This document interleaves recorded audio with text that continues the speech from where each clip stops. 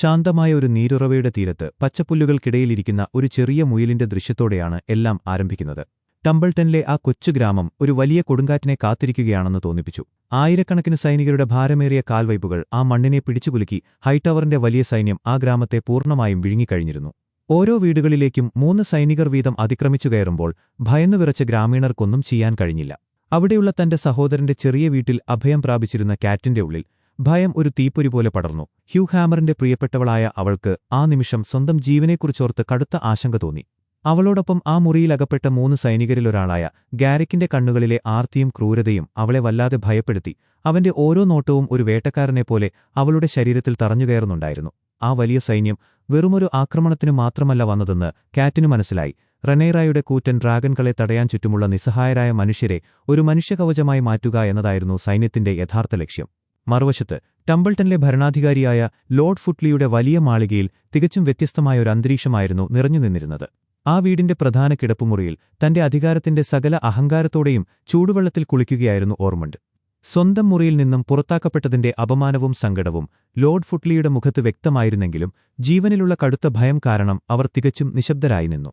എങ്കിലും അല്പം ധൈര്യം സംഭരിച്ച് തങ്ങൾ വെറും കച്ചവടക്കാർ മാത്രമാണെന്നും ഈ നഗരത്തിൽ യുദ്ധത്തിനുള്ള കോട്ടകളൊന്നുമില്ലെന്നും അവർ പറഞ്ഞു. എന്നാൽ റനേറയാണ് യഥാർത്ഥ രാജ്ഞിയെന്ന് ലേഡി ഫുട്ലി അല്പം ശബ്ദമുയർത്തി ഒട്ടും ഭയമില്ലാതെ പറഞ്ഞു.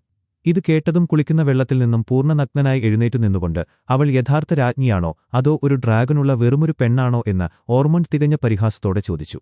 താനിവിടെ വന്നത് ഇരുമ്പുസിംഹാസനത്തിന്റെ യഥാർത്ഥ അവകാശികളെ തിരികെ കൊണ്ടുവരാനാണെന്നും നിങ്ങൾ അടങ്ങി നിന്നാൽ ഈ ടംബിൾട്ടണിൽ ഒരു തുള്ളി ചോര പോലും വീഴാതെ താൻ കാത്തുകൊള്ളാമെന്നും ഓർമണ്ട് വളരെ ശാന്തമായി അവരോട് പറഞ്ഞു.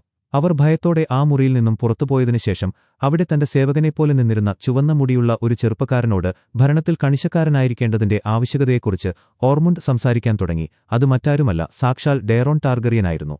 എന്നാൽ ബറാത്തിയോണിന്റെ സൈന്യം ഓരോ ഒഴിവുകഴിവുകൾ പറഞ്ഞ് യുദ്ധത്തിൽ നിന്നും പതുക്കെ പിന്മാറുകയും അതിലുപരി ഹരൻഹാളിൽ നിന്നും യാതൊരു സഹായവും ലഭിക്കാത്തതും അവരെ വലിയൊരു പ്രതിസന്ധിയിലാക്കിയിരുന്നു. ഏമോണ്ടിന്റെ സഹായവും ഭയാനകമായ വേഗാറിന്റെ കരുത്തുമില്ലാതെ റനേറയുടെ സൈന്യത്തെ തടഞ്ഞു നിർത്താൻ കഴിയില്ലെന്ന് അവർക്ക് നന്നായി അറിയാമായിരുന്നു. അവൻ എവിടെയാണെന്ന് ആർക്കും കൃത്യമായി അറിയില്ലെങ്കിലും തന്റെ സഹോദരൻ തീർച്ചയായും വലിയൊരു സൈന്യവുമായി സഹായത്തിനെത്തുമെന്ന് ഡെയറോണിനോട് ഓർമണ്ട് തികഞ്ഞ ആത്മവിശ്വാസത്തോടെ പറഞ്ഞു. കിങ്സ് ലാൻഡിംഗിലെ വലിയ കരിങ്കൽ ചുമരുകൾക്കുള്ളിൽ ഇരുട്ട് കനത്തുകൊണ്ടിരുന്നു. കനത്ത നിശബ്ദതയെ ഭേദിച്ചുകൊണ്ട് റനേറ ദീർഘമായി നിശ്വസിച്ചു. യാതൊരു പ്രകോപനവുമില്ലാതെ ടംബിൾട്ടണിനെ പെട്ടെന്ന് ആക്രമിച്ച് കീഴടക്കിയ ഓർമുണ്ടിന്റെ ലക്ഷ്യമെന്താണെന്ന ചിന്ത അവളുടെ മനസ്സിനെ വല്ലാതെ അലട്ടുന്നുണ്ടായിരുന്നു. തന്റെ വിശ്വസ്തരായ ജനങ്ങൾക്കുമേൽ തീമഴ പെയ്യ്ക്കാൻ അവൾ നിർബന്ധിതയാകുമെന്നും അതിലൂടെ ക്രൂരനായ മേഗോറിനെപ്പോലെ ചരിത്രം തന്നെയും രേഖപ്പെടുത്തുമെന്നും അവൾക്ക് പെട്ടെന്ന് മനസ്സിലായി. സമാധാനകാംക്ഷിയായിരുന്ന തന്റെ പിതാവ് വിസരീസിന്റെ മഹത്തായ പൈതൃകം കാത്തുസൂക്ഷിക്കാൻ പാടുപെടുന്ന അവളുടെ കണ്ണുകളിൽ ആ നിമിഷം വല്ലാത്തൊരു നിസ്സഹായത നിഴലിച്ചിരുന്നു. അപ്പോഴാണ് കനത്ത നിശബ്ദതയെ മുറിച്ചുകൊണ്ട് വളരെ ശാന്തമായ ശബ്ദത്തിൽ ഓർവെയിൽ ഒരു പുതിയ വഴി നിർദ്ദേശിച്ചത്. തലസ്ഥാനത്തേക്ക് വിളിപ്പിച്ചിരിക്കുന്ന ഡീമോണിന്റെ സൈന്യത്തെ ടംബിൾട്ടണിലേക്ക് തിരിച്ചുവിടാമെന്ന് അവൻ വളരെ സാവധാനം പറഞ്ഞു. അവൾക്ക് ചുറ്റും നിന്നിരുന്നവരിൽ ഒരൽപ്പം ആശ്വാസം നിറഞ്ഞു. ഒരു തുള്ളി ചോര പോലും വീഴാതെയുള്ള ഒരു യുദ്ധം അസാധ്യമാണെങ്കിലും വലിയ നാശനഷ്ടങ്ങളുണ്ടാക്കുന്ന ഡ്രാഗൺകളെ തുറന്നുവിടുന്നതിനേക്കാൾ വലിയൊരു കാരുണ്യമായിരിക്കും. മൈസേരിയ വളരെ പതുക്കെ പറഞ്ഞു. ആ വാക്കുകൾ റനേറയുടെ ഹൃദയത്തിൽ ആഴത്തിൽ പതിച്ചു.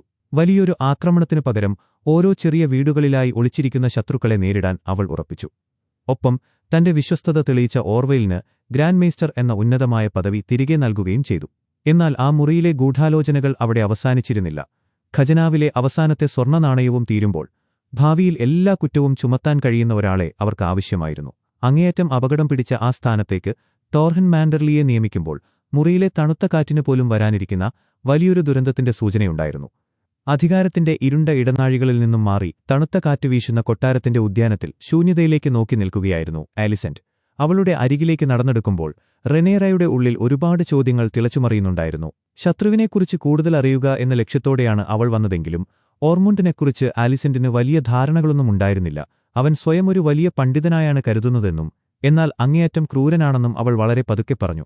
എന്നാൽ അവൻ ഡെയറോണിനോട് വലിയ പിതൃവാത്സല്യം കാണിച്ചിരുന്നു എന്ന വാക്കുകൾ റനേറയിൽ വല്ലാത്തൊരു ആഘാതമുണ്ടാക്കി. സ്വന്തം മകനെ ഇത്രയും ദൂരത്തേക്ക് പറഞ്ഞയച്ചപ്പോൾ നിന്റെ ഹൃദയം വേദനിച്ചില്ലേയെന്ന് അവളുടെ കണ്ണുകളിലേക്ക് നോക്കി റനേറ വളരെ വികാരഭരിതയായി ചോദിച്ചു. ആ ചോദ്യം കേട്ടതും അലൈസന്റിന്റെ കണ്ണുകൾ നിറഞ്ഞൊഴുകി. ദൂരെ പച്ചപ്പുല്ലുകൾക്കിടയിലൂടെ തന്റെ കുഞ്ഞിനൊപ്പം ചിരിച്ചുകൊണ്ട് ഓടിക്കളിക്കുന്ന ഹെലനായെ നോക്കി അവൾ ദീർഘമായി നിശ്വസിച്ചു. ഏഗോണിനെയും എമുണ്ടിനെയും പോലെ അവൻ മാറാതിരിക്കാൻ അവനെ ദൂരത്തേക്ക് മാറ്റിയതാണ് ഒരു അമ്മയെന്ന നിലയിൽ താൻ ചെയ്ത ഏറ്റവും വലിയ പുണ്യമെന്ന് അവൾ ഇടറിയ ശബ്ദത്തിൽ പറഞ്ഞു. ആ വാക്കുകൾ കേട്ട് റനേറ സ്തംഭിച്ചുപോയി. താൻ ഒരിക്കലും ഡെയറോണിനെ ഉപദ്രവിക്കില്ലായിരുന്നു എന്ന് അവൾ പറഞ്ഞപ്പോൾ ആലിസന്റിന്റെ മുഖത്ത് വലിയൊരു ഞെട്ടലുണ്ടായി. അത് വിശ്വസിക്കാൻ കഴിയാത്തതുപോലെ അവൾ റെനേറയെ തന്നെ നോക്കി നിന്നു. പെട്ടെന്ന് ആ വികാരഭരിതമായ അന്തരീക്ഷം മാറി. ഓർമുണ്ടിന് ഗന്ധങ്ങളോട് വലിയ അലർജിയുണ്ടെന്ന രഹസ്യം അവൾ റെനേറയോട് വെളിപ്പെടുത്തി. അതേസമയം കിങ്സ് ലാൻഡിംഗിന്റെ അതിർത്തികളിൽ തികച്ചും വ്യത്യസ്തമായ മറ്റൊരു നാടകം അരങ്ങേറുകയായിരുന്നു. തന്റെ മക്കൾക്ക് സ്വന്തം പേര് നൽകാൻ റെനേറ തയ്യാറാകാത്തതിലെ കടുത്ത നിരാശയാൽ ഹാൻഡ് ഓഫ് ദ ക്വീൻ എന്ന വലിയ പദവി വലിച്ചെറിയാൻ കോർലിസ് വെലാരിയോൺ തീരുമാനിച്ചിരുന്നു. തന്റെ പകരക്കാരനായി അദ്ദേഹം ആ പദവി നൽകിയത് സ്വന്തം ചോരയായ ആലിനായിരുന്നു. തനിക്കിതിനെക്കുറിച്ച് ഒന്നും അറിയില്ലെന്ന് കടുത്ത ഭയത്തോടെ ആലിൻ പറഞ്ഞപ്പോൾ, നിനക്കെന്റെ യഥാർത്ഥ പേര് നൽകാൻ കഴിയില്ലെങ്കിലും നിന്റെ ജീവിതം മാറ്റിമറിക്കാനുള്ള വലിയൊരു അവസരമാണ് ഞാൻ നൽകുന്നതെന്ന് കോർലിസ് വെലാരിയൻ വളരെ ശാന്തമായി അവനോട് പറഞ്ഞു. ഇരുണ്ട കാടിന്റെ നിശബ്ദതയെ ഭേദിച്ചുകൊണ്ട് ഉണങ്ങിയ ഇലകളിൽ ചവിട്ടുമ്പോഴുണ്ടാകുന്ന ശബ്ദം മാത്രമാണ് അവിടെ കേൾക്കാൻ കഴിഞ്ഞിരുന്നത്. ശത്രുക്കളുടെ പിടിയിൽ നിന്നും കഷ്ടിച്ച് രക്ഷപ്പെട്ട് അങ്ങേയറ്റം ക്ഷീണിതരായ ഏഗോണിനും ലാരിസിനും റൂക്സ് റെസ്റ്റിലേക്ക് എത്തുക എന്നത് മാത്രമായിരുന്നു ഒരേയൊരു ലക്ഷ്യം. അവിടെ തങ്ങളെ സഹായിക്കാൻ ആളുകളുണ്ടാകുമെന്ന് ഏഗോൺ ഇടയ്ക്കിടെ പറയുന്നുണ്ടായിരുന്നെങ്കിലും ആ തണുത്ത കാറ്റിലൂടെ മുടന്തിക്കൊണ്ട് നടക്കുമ്പോൾ അവന്റെ കണ്ണുകളിൽ മറ്റെന്തോ തിരയുന്നതുപോലെ തോന്നിപ്പിച്ചു. പെട്ടെന്ന് അവന്റെ ഹൃദയമിടിപ്പ് വേഗത്തിലായി. വലിയൊരു മരക്കൂട്ടത്തിനു പിന്നിലായി അവൻ കണ്ട കാഴ്ച അവനെ പൂർണ്ണമായും തളർത്തിക്കളഞ്ഞു. അവിടെ അഴുകിത്തുടങ്ങിയ തന്റെ പ്രിയപ്പെട്ട സൺഫയറിന്റെ വലിയ ശരീരം കണ്ടതും അവന് സ്വന്തം കണ്ണുകളെ വിശ്വസിക്കാൻ കഴിഞ്ഞില്ല. ഹൃദയം തകർന്ന വേദനയോടെ അവൻ ആ വലിയ ശരീരത്തിനടുത്തേക്ക് ഓടിയെടുക്കുമ്പോൾ ചുറ്റുമുള്ള ലോകം അവൻ അന്യമായിരുന്നു. ഒരു കാലത്ത് ആകാശത്തെ വിറപ്പിച്ചിരുന്ന ആ ഗാംഭീര്യമുള്ള ഡ്രാഗണിന്റെ ചേതനയേറ്റ ശരീരം കണ്ടപ്പോൾ അവന്റെ തൊണ്ടയിൽ നിന്നും ഒരു നേർത്ത തേങ്ങൽ പുറത്തുവന്നു. അപ്പോഴാണ് അഴുക്കുപുരണ്ട വസ്ത്രങ്ങൾ ധരിച്ച ഒരു അപരിചിതൻ അവരുടെ അടുത്തേക്ക് വന്നത്. ആ വലിയ ശരീരത്തിൽ തൊടണമെങ്കിൽ പണം നൽകണമെന്നും 2 തവണ തൊടാൻ ഇരട്ടി പണം വേണമെന്നും അവൻ വളരെ പരുക്കനായ ശബ്ദത്തിൽ പറഞ്ഞു. ഇത് കേട്ട് പതറിപ്പോയ ലാരിസ് റൂക്സ് റെസ്റ്റിലേക്കുള്ള വഴി ഏതാണെന്ന് വളരെ പതുക്കെ ചോദിച്ചു. പണമുണ്ടെന്ന് മനസ്സിലാക്കിയ ആ കാവൽക്കാരുടെ കണ്ണുകളിൽ വല്ലാത്തൊരു ആർത്തി തിളങ്ങുന്നത് കണ്ടപ്പോൾ തങ്ങൾ വെറും പുരോഹിതന്മാരാണെന്ന് ലാരിസ് വളരെ വിനയത്തോടെ പറഞ്ഞു. എന്നാൽ ദുഃഖം സഹിക്കാൻ കഴിയാതെ ഹൈ വലീരിയൻ ഭാഷയിൽ എന്തൊക്കെയോ പുലമ്പിക്കൊണ്ടിരുന്ന ഏഗോണിന്റെ വാക്കുകൾ ആ സാഹചര്യത്തെ കൂടുതൽ സങ്കീർണമാക്കി മാറ്റുകയായിരുന്നു.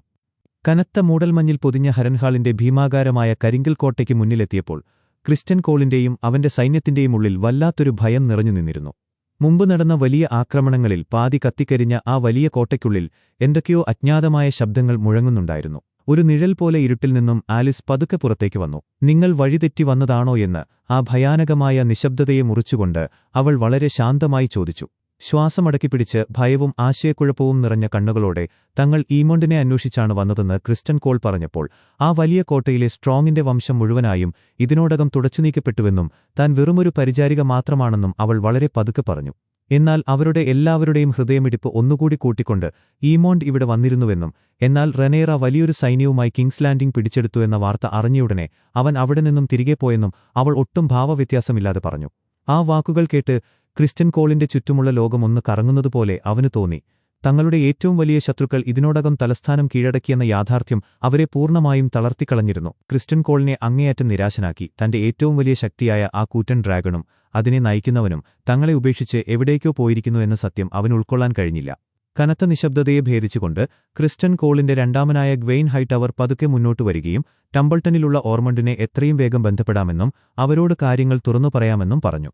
എന്നാൽ ആ നിർദ്ദേശം പൂർണ്ണമായും തള്ളിക്കളഞ്ഞ ക്രിസ്റ്റ്യൻ കോൾ ഇതൊരു സാധാരണ കളിയല്ലെന്നും നമ്മളിവിടെ റിവർലാൻഡ്സിൽ തന്നെ ഉറച്ചുനിൽക്കുമെന്നും അവനോട് ദേഷ്യത്തോടെ പറഞ്ഞു. ഓർമുണ്ടിന് തന്റെ വലിയ സൈന്യത്തെ ഒരുക്കാൻ സമയം നൽകണമെന്നും ഇനി നമ്മൾ പൂർണ്ണമായും ഇരുട്ടിൽ നിന്നുമാകും ആക്രമിക്കുകയെന്നും അവൻ വളരെ ദൃഢനിശ്ചയത്തോടെ പറഞ്ഞു. ആകാശത്ത് പറക്കുന്ന ഡ്രാഗൺകളുടെ കണ്ണിൽപ്പെടാതെ ശത്രുക്കളുടെ നിഴലായി മാറി അവരെ ഇല്ലാതാക്കുമെന്ന അവന്റെ വാക്കുകളിൽ അങ്ങേയറ്റത്തെ പ്രതികാരദാഹം നിറഞ്ഞു നിന്നിരുന്നു. എന്നാൽ അപ്പോഴും ആ വലിയ കോട്ടയുടെ ഇരുണ്ട ഇടനാഴികളിൽ പല ദുരൂഹതകളും ചോദ്യങ്ങളും അവശേഷിക്കുന്നുണ്ടായിരുന്നു.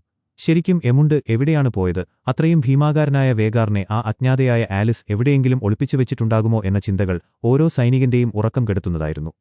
തലസ്ഥാനത്തെ വലിയ കൊട്ടാരത്തിന്റെ ഇരുണ്ട ഇടനാഴികളിലൂടെ നടക്കുമ്പോൾ റെനേറയുടെ മനസ്സിൽ ഒരുപാട് ഓർമ്മകൾ തിളച്ചുമറിയുന്നുണ്ടായിരുന്നു.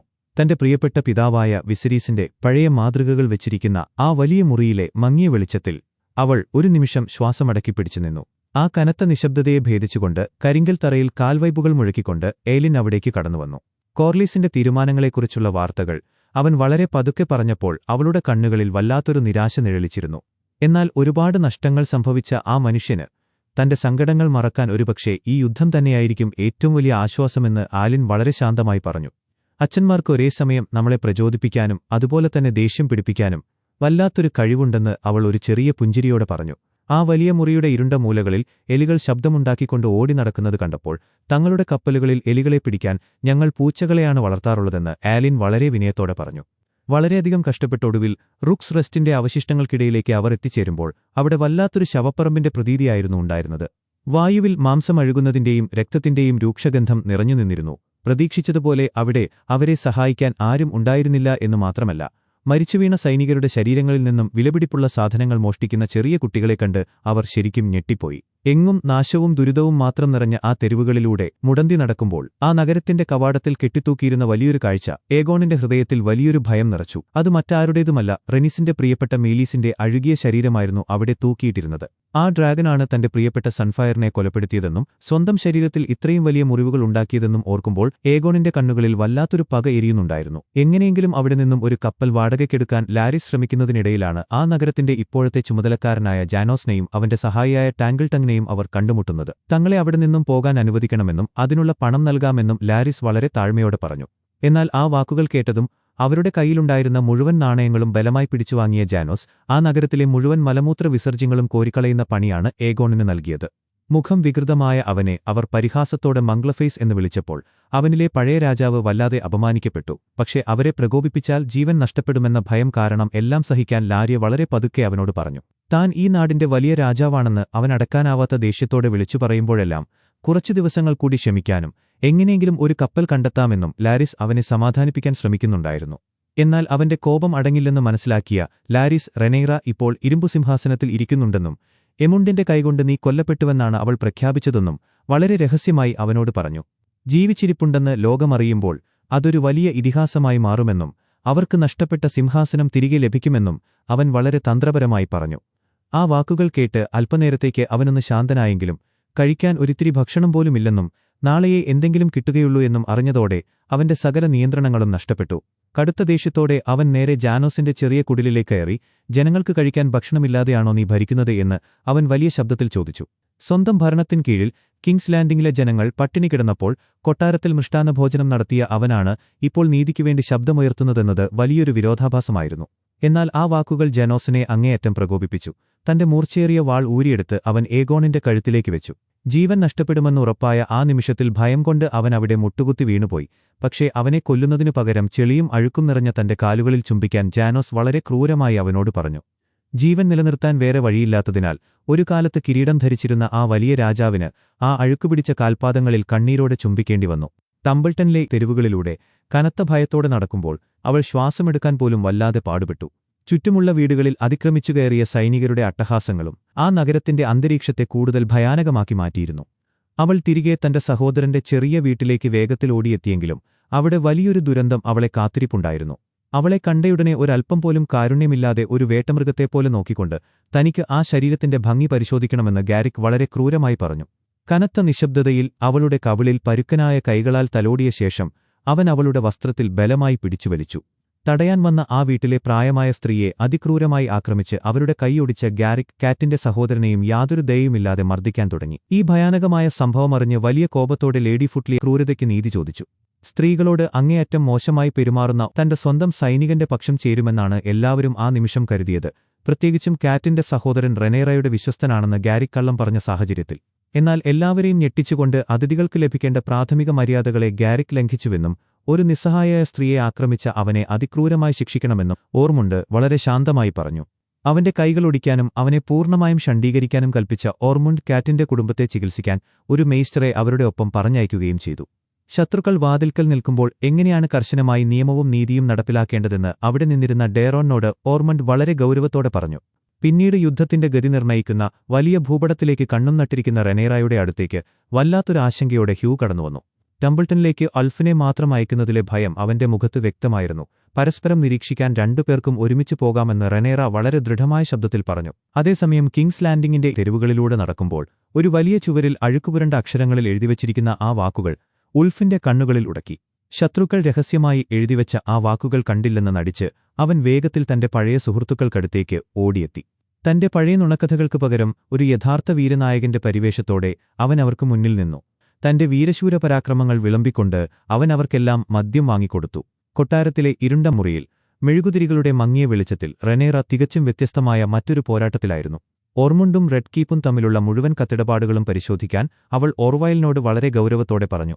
മതമേലധ്യക്ഷന്മാർക്ക് ശത്രുക്കളുമായുള്ള രഹസ്യബന്ധം കണ്ടെത്തുക എന്നതായിരുന്നു അവളുടെ യഥാർത്ഥ ലക്ഷ്യം. കഴിഞ്ഞ ദിവസം തന്റെ കിരീടധാരണം അവർ നിഷേധിച്ചതിന്റെ പിന്നിലെ ഗൂഢാലോചന അവളുടെ ഉറക്കം കെടുത്തിയിരുന്നു.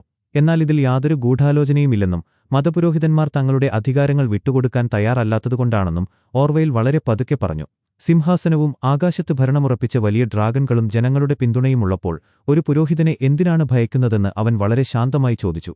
ആ വലിയ പുരോഹിതനെ സ്ഥാനത്തുനിന്നും നീക്കിയാലോ എന്ന് റെനേറ ചോദിച്ചപ്പോൾ ജനങ്ങൾ ഒരിക്കലും അത് അംഗീകരിക്കില്ലെന്നും എന്നാൽ അതൊരു സ്ഥിരമായ നീക്കമാണെങ്കിൽ ഒരുപക്ഷേ സാധിച്ചേക്കാമെന്നും അവൻ യാതൊരു ഭാവവ്യത്യാസവുമില്ലാതെ പറഞ്ഞു. മുൻകാലങ്ങളെപ്പോലെ അവളെ നിയന്ത്രിക്കാൻ ശ്രമിക്കാതെ യാഥാർത്ഥ്യങ്ങൾ മാത്രം തുറന്നുകാട്ടുന്ന അവന്റെ വാക്കുകൾ ആ തണുത്ത രാത്രിയിൽ വലിയൊരു മാറ്റത്തിന്റെ തുടക്കമായിരുന്നു. കാർമേഘങ്ങൾ മൂടിയ ദ വെയിലിലെ മഞ്ഞുമലകൾക്കിടയിലുള്ള അങ്ങേയറ്റം ഭയാനകമായ ദ ഏരിയയുടെ വിശാലമായ ദർബാർ ഹാളിൽ തണുത്ത കാറ്റ് വീശിയടിക്കുന്നുണ്ടായിരുന്നു. വളരെ ഉയരത്തിലുള്ള കരിങ്കൽ സിംഹാസനത്തിൽ തന്റെ പ്രിയപ്പെട്ട നായയെ തലോടിക്കൊണ്ടിരിക്കുന്ന ജെയിൻ ആരണിന് താഴെയായി ഒരു യാചകനെപ്പോലെ നിൽക്കുമ്പോൾ അങ്ങേയറ്റത്തെ അപമാനഭാരത്താൽ ഡേമോണിന്റെ മുഖം ചുവന്നുതുടുത്തിരുന്നു. യാതൊരു മടിയുമില്ലാതെ വെറുമൊരു പാത്രവുമായി വന്ന യാചകനെന്ന് അവൾ മുഖത്തുനോക്കി വിളിച്ചപ്പോൾ അവന്റെ ഉള്ളിലെ ദേഷ്യം ആളിക്കെത്തിയെങ്കിലും അവനത് പുറത്തു കാണിക്കാതെ കനത്ത നിശബ്ദത പാലിച്ചു. ആ നീണ്ട നിശബ്ദതയ്ക്ക് ശേഷം അവൾ നൽകിയ ഭാരമേറിയ സ്വർണവുമായി തന്റെ ഭയാനകമായ കാറാക്സിന്റെ അടുത്തേക്ക് അവൻ വേഗത്തിൽ ഓടിയെത്തുമ്പോൾ ആകാശത്ത് വലിയൊരു കൊടുങ്കാറ്റ് രൂപപ്പെടുന്നുണ്ടായിരുന്നു. എന്നാൽ അന്ന് ആ വലിയ ഡ്രാഗൺ പതിവിലും വ്യത്യസ്തമായി അങ്ങേയറ്റം അസ്വസ്ഥനായിരുന്നു. വലിയ ശബ്ദത്തിൽ അലറിക്കൊണ്ട് ആകാശത്തേക്ക് ഉയർന്ന ആ ഭീമാകാരൻ തന്റെ പുറത്തിരിക്കുന്ന യജമാനനായ ഡേമണിന്റെ യാതൊരു കൽപ്പനകളും അനുസരിക്കാതെ കാറ്റിനെ കീറിമുറിച്ചുകൊണ്ട് പൂർണ്ണമായും തെറ്റായ ദിശയിലേക്ക് പറന്നു തുടങ്ങി. തന്റെ യജമാനന്റെ സകല നിയന്ത്രണങ്ങളെയും മറികടന്ന് മഞ്ഞുമൂടിയ മലനിരകൾക്കിടയിലെ ഇരുളടഞ്ഞതും ദുരൂഹതകൾ നിറഞ്ഞതുമായ ഒരു വലിയ ഗുഹയുടെ മുന്നിലേക്കാണ് ആ യാത്ര ചെന്നവസാനിച്ചത്. ആ ഗുഹയ്ക്കുള്ളിൽ നിന്നും പുറത്തുവരുന്ന അജ്ഞാതമായ കാറ്റിന്റെ മൂളൽ കേട്ടപ്പോൾ വലിയൊരു രഹസ്യം അവിടെ ഒളിഞ്ഞിരിപ്പുണ്ടെന്ന് അവന് വളരെ വ്യക്തമായി മനസ്സിലായി. റെനേറ നൽകിയ ആ വലിയ ദൗത്യത്തിന്റെ ഉത്തരം ആ ഇരുട്ടിൽ അവനെ കാത്തിരിക്കുന്നുണ്ടായിരുന്നു. കനത്ത ഇരുട്ടും സൾഫറിന്റെ രൂക്ഷഗന്ധവും നിറഞ്ഞ ആ വലിയ ഗുഹയ്ക്കുള്ളിലേക്ക് വേഗത്തിൽ ഓടിക്കയറിയ ഡേമൺ അവിടെ കണ്ട കാഴ്ച അവനെ പൂർണ്ണമായും തളർത്തിക്കളഞ്ഞു. അവിടെ വലിയൊരു പാറയ്ക്ക് മുകളിലായി ഭയാനകമായ രൂപമുള്ള ഷിപ്സ്റ്റീലറിനെ ശാന്തമാക്കാൻ ശ്രമിക്കുന്ന മെലിഞ്ഞ ഒരു പെൺകുട്ടിയുണ്ടായിരുന്നു. അത് മറ്റാരുമല്ല, തന്റെയും പ്രിയപ്പെട്ട ലെന വെലറിയനിന്റെയും സ്വന്തം മകളായ റെഹനയായിരുന്നു. റെനേറയുടെ പ്രിയപ്പെട്ട മകനായ ജെയ്സിന്റെ മരണത്തിന് അബദ്ധവശാൽ കാരണക്കാരിയായെന്ന് എല്ലാവരും വിശ്വസിക്കുന്ന അവളാണ് താൻ ഇത്രയും നാൾ അന്വേഷിച്ചുകൊണ്ടിരുന്ന ആ വലിയ രഹസ്യമെന്ന സത്യം അവനെ അങ്ങേയറ്റം ഞെട്ടിച്ചു. ശ്വാസമടക്കിപ്പിടിച്ച് അവൾക്കടുത്തേക്ക് ചെന്ന് തലയിലെ ആവരണം അവൻ പതുക്കെ മാറ്റിയപ്പോൾ ഭയവും ക്ഷീണവും തളംകെട്ടിനിൽക്കുന്ന അവളുടെ വിളറിയ മുഖവും ഏതോ മൂർച്ചയേറിയ ആയുധം കൊണ്ട് ക്രൂരമായി മുറിച്ചുമാറ്റപ്പെട്ട അവളുടെ മുടിയും കണ്ട് ഒരച്ഛനെന്ന നിലയിൽ അവന്റെ ഉള്ളം വല്ലാതെ പിടഞ്ഞു. എന്നാൽ യാതൊരു ഭയവുമില്ലാതെ താൻ ഇവിടെ നിന്നും വരില്ലെന്നും റെനേറയോടൊരിക്കലും നുണ പറയാൻ തയ്യാറല്ലെന്നും തന്റെ ഈ ഷീപ്പ് സ്റ്റീലറിനെ ഉപേക്ഷിക്കില്ലെന്നും അവൾ അങ്ങേയറ്റത്തെ വാശിയോടെ പറഞ്ഞു. പെട്ടെന്ന് ആ വലിയ ഗുഹയെ വിറപ്പിച്ചുകൊണ്ട് വലിയ ചിറകടിയൊച്ചയോടെ ഷീപ്പ് സ്റ്റീലർ ആകാശത്തേക്ക് ഉയർന്നപ്പോൾ അവനെ നോക്കി കാരാക്സസ് വലിയ ശബ്ദത്തിലലറി. സ്വന്തം മകളുടെ ഈ രഹസ്യം ലോകത്തിൽ നിന്നും മറച്ചുപിടിക്കണമോ അതോ റെനേറയോട് സത്യം പറയണമോ എന്ന വലിയൊരു ധർമ്മസങ്കടത്തിൽ അവൻ അവിടെ തറഞ്ഞുനിന്നുപോയി. അപ്പോഴാണ് താഴ്വരയിൽ ആടുകളെ മേയ്ക്കുന്ന ഒരിടയനെ അവൻ കണ്ടത്. ആ കാഴ്ചയിൽ അവന്റെ മനസ്സിൽ ഇരുണ്ട മറ്റൊരു വലിയ പദ്ധതി പതുക്കെ രൂപപ്പെടുന്നുണ്ടായിരുന്നു. വലിയൊരു മുറിയിലെ കനത്ത നിശബ്ദതയിൽ ചുറ്റുമുള്ള ഗന്ധങ്ങളെ ആഴത്തിൽ ശ്വസിച്ചുകൊണ്ട് ഓർമുണ്ട് സ്വയം ശാന്തനാകാൻ ശ്രമിക്കുകയായിരുന്നു. പെട്ടെന്നാണ് ഹരൻഹാളിൽ നിന്നും വലിയൊരു സന്ദേശവുമായി ഒരു കാക്ക ആ ജനലരികിലെ ഇരുട്ടിലേക്ക് പറന്നിറങ്ങിയത്. ആ വലിയ സന്ദേശം വായിക്കുന്ന ഓർമുണ്ടിന്റെ മുഖത്തെ ഭാവമാറ്റങ്ങൾ ഡയറോൺ വളരെ ശ്രദ്ധയോടെ നിരീക്ഷിക്കുന്നുണ്ടായിരുന്നു. പെട്ടെന്ന് ആ മുറിയിലുണ്ടായിരുന്ന തന്റെ സേവകനോട് അവിടെ നിന്നും പുറത്തുപോകാൻ മന്ത്രിച്ച ഓർമുണ്ട് കനത്ത ദേഷ്യത്തോടെ ആ വലിയ തടിമേശയിലേക്ക് തന്റെ മൂർച്ചയേറിയ വാളെടുത്ത് അതിശക്തമായി ആഞ്ഞുവെട്ടി. അവന്റെ ഉള്ളിലെ വലിയൊരു അഗ്നിപർവ്വതം പൊട്ടിത്തെറിക്കുന്നതുപോലെ അവൻ അലറിക്കരഞ്ഞു. ഇത്രയും നാളായി അവൻ ഒളിച്ചുവെച്ചിരുന്ന വലിയ കോപം ആ നിമിഷം പുറത്തുവരികയായിരുന്നു. റെനേറയുടെ വിശാലമായ മന്ത്രലോചന മുറിയിൽ ഓർവയിൽ അവൾക്കു മുന്നിൽ ആ വലിയ സത്യം വെളിപ്പെടുത്തി. മരിച്ചുപോയ ഓട്ടോയും ഇപ്പോൾ ആക്രമണം നടത്തുന്ന ഓർമുണ്ടും തമ്മിൽ യാതൊരുവിധ കത്തിടപാടുകളും നടന്നിട്ടില്ല എന്ന വാർത്ത അവളെ ശരിക്കും ഞെട്ടിച്ചു. ഓർമുണ്ട് ആരുടെയെങ്കിലും നിർദ്ദേശപ്രകാരമല്ല, മറിച്ച് സ്വന്തം താൽപര്യപ്രകാരമാണ് ഈ യുദ്ധം നയിക്കുന്നതെന്ന യാഥാർത്ഥ്യം ഉൾക്കൊള്ളാൻ അവൾ വല്ലാതെ പാടുപെട്ടു. ആ ഞെട്ടലിൽ നിന്നും അവൾ മുക്തയാകുന്നതിനു മുമ്പുതന്നെ മദ്യത്തിന്റെ രൂക്ഷഗന്ധം വമിപ്പിച്ചുകൊണ്ട് വലിയ കാലൊച്ചകളോടെ ഉൾഫ് അവിടേക്ക് വേഗത്തിൽ ഓടിക്കടന്നുവന്നു. ലഹരിയിൽ വേച്ചുപോയ അവൻ തന്റെ പഴയ മദ്യശാലയിലെ സുഹൃത്തുക്കൾക്കു വേണ്ടി ചില സഹായങ്ങൾ വേണമെന്ന് യാതൊരു മടിയുമില്ലാതെ അവളോട് ചോദിച്ചു. ഇത് കേട്ടതും റെനേറയുടെ കണ്ണുകളിൽ വല്ലാത്തൊരു കോപം ജ്വലിച്ചു. കൽത്തറയിലൂടെ നടന്ന് അവന്റെ അടുത്തേക്ക് വന്ന അവൾ ഒരു കൊച്ചുകുട്ടിയോടെന്ന പോലെ വളരെ ദൃഢമായ ശബ്ദത്തിൽ പറഞ്ഞു. നീയിപ്പോൾ നിനക്ക് സ്വന്തമല്ലെന്നും രാജാധികാരത്തിന്റെ വിലപ്പെട്ട സ്വത്താണെന്നും അവൾ ഓർമ്മിപ്പിച്ചു. ആ മദ്യശാലയിൽ വെച്ച് ഏതെങ്കിലും ഒരു ശത്രു നിന്റെ വയറ്റിൽ കത്തിക്കുത്തിയിറക്കിയാൽ അത് നിന്റെ ശരീരത്തിലല്ല, മറിച്ച് ഈ സിംഹാസനത്തിന്റെ നെഞ്ചിലാണെന്ന് അവൾ അങ്ങേയറ്റത്തെ ദേഷ്യത്തോടെ അവനോട് പറഞ്ഞു. നിനക്ക് ജീവഹാനി സംഭവിച്ചാൽ നമുക്ക് നഷ്ടപ്പെടുന്നത് വെറുമൊരു മനുഷ്യനെയല്ല, മറിച്ച് ഏറ്റവും വിലപ്പെട്ട ഒരു ഡ്രാഗനെയാണെന്ന് ഓർമ്മിപ്പിച്ച അവൾ ഇനിമുതൽ ഈ കൊട്ടാരത്തിന് പുറത്തുപോയി മദ്യപിക്കാൻ പാടില്ലെന്ന് കർശനമായി പറഞ്ഞു. ഈ വാക്കുകൾ ഉൾഫിന്റെ അഹങ്കാരത്തിനേറ്റ വലിയൊരു പ്രഹരമായിരുന്നു. തന്റെ നഷ്ടപ്പെട്ട അന്തസ്സ് വീണ്ടെടുക്കാൻ വേണ്ടി അവൻ റെനേറയെ വല്ലാതെ വേദനിപ്പിക്കുന്ന മറ്റൊരു കാര്യം തുറന്നു പറയാൻ തീരുമാനിച്ചു. താൻ തെരുവിലൂടെ നടക്കുമ്പോൾ കൊട്ടാരത്തിന്റെ വലിയ മതിലുകളിൽ ചിലർ എഴുതിവെച്ചിരുന്ന അപമാനകരമായ വാചകങ്ങളെക്കുറിച്ച് അവൻ വളരെ പതുക്കെ പറഞ്ഞു. തങ്ങളുടെ രാജ്ഞി അങ്ങേയറ്റം ക്രൂരയാണെന്ന് തെറ്റിദ്ധരിച്ച ആരോ ആയിരിക്കും ആ ചുവരുകളിൽ അങ്ങനെ എഴുതിയതെന്ന് അവൻ വളരെ നിസ്സാരമായി അവളോട് പറഞ്ഞു. എന്നാൽ ആ വാക്കുകൾ റെനേറയുടെ ഹൃദയത്തിൽ ആഴത്തിൽ മുറിവേൽപ്പിക്കുക എന്ന ലക്ഷ്യത്തോടെയുള്ളതായിരുന്നു. ആ നിമിഷം അവളുടെ ശ്വാസോച്ഛ്വാസം വേഗത്തിലായി. അപമാനഭാരത്താൽ അവളുടെ മുഖം ചുവന്നു തൊടുത്തു. കോപമടക്കാനാവാതെ അവൾ കാവൽക്കാരോട് എത്രയും വേഗം ഓടിപ്പോയി സിറ്റി വാച്ചിനെ വിവരമറിയിക്കാൻ വലിയ ശബ്ദത്തിൽ പറഞ്ഞു. ആ ചുവരുകളിലെ അഴുക്കുകൾ മായ്ച്ചുകളയാനും ഈ രാജ്യദ്രോഹികളെ കണ്ടെത്തി നശിപ്പിക്കാനും അവൾ ദേഷ്യത്തോടെ പറഞ്ഞു.